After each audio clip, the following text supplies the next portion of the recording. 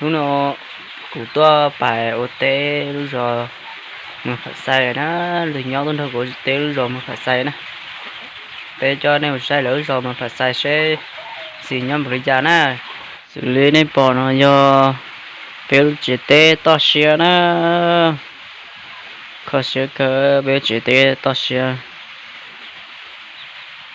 đại nó xin nó bé chỉ tê to xia nhớ đồ to xia nó tôi mua tê gì nhớ tê chế rồi nó xin nó xử lý nên bỏ nó do tàu tôi nó dùng thay đầu lúa rò đấy lúa rò mà phải xài nhớ đồ nó xia nè nhớ đồ giờ to xia đó lúa rò mà phải xài đây trồng nhẹ trồng gì số tủ nữa nhớ đồ khó xia cơ lúa rò nè xử lý họ này bỏ nó đặt cái rò nó số kẻ rồi nó xử lý họ này bỏ nó đặt cái rò đó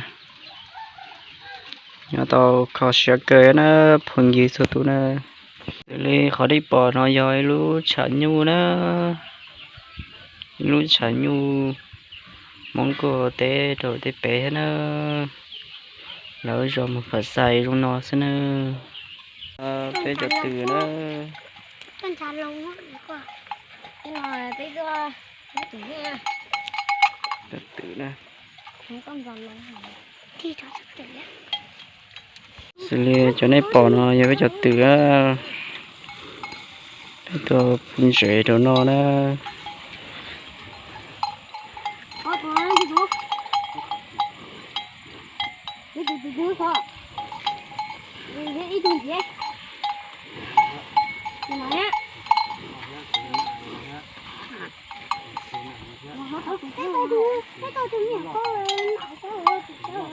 xử lý họ này bỏ nó cho nhu đó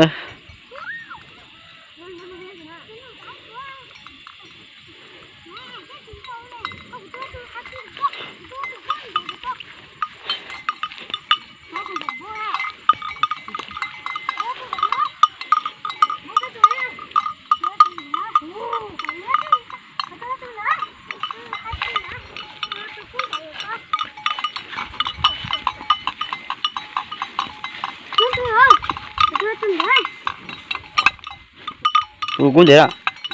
Tôi qua cái mỏ liền mà. Tôi không muốn lên nó hả? Tôi cua. Nó. Có một chút nữa. Rồi cái gì đó. Chắc cái tôi cũng bắt thằng này. Đó.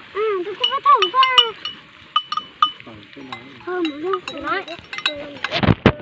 Nhiều nè, về nhiều nè.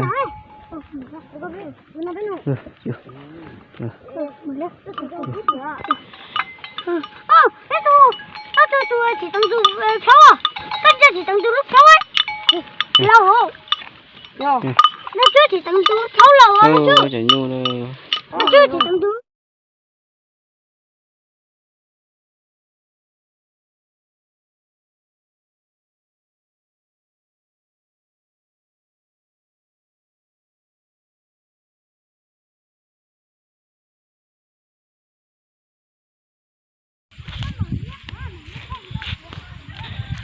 Tụi sẽ nhui lần họ phải lần theo mình giống cơ rồi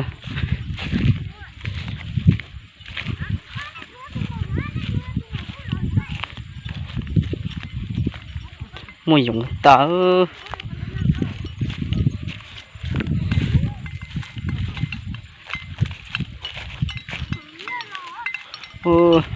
xử lý con này bỏ nó giờ bây tụi sẽ nhu nữa tôi sẽ bé chuẩn nhu nữa xử lý con này bỏ bây tụi ở đây đó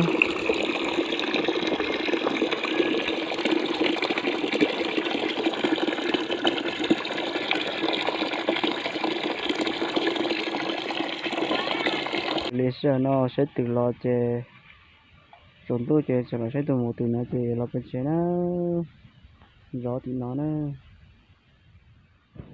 em một sẽ gió kia nè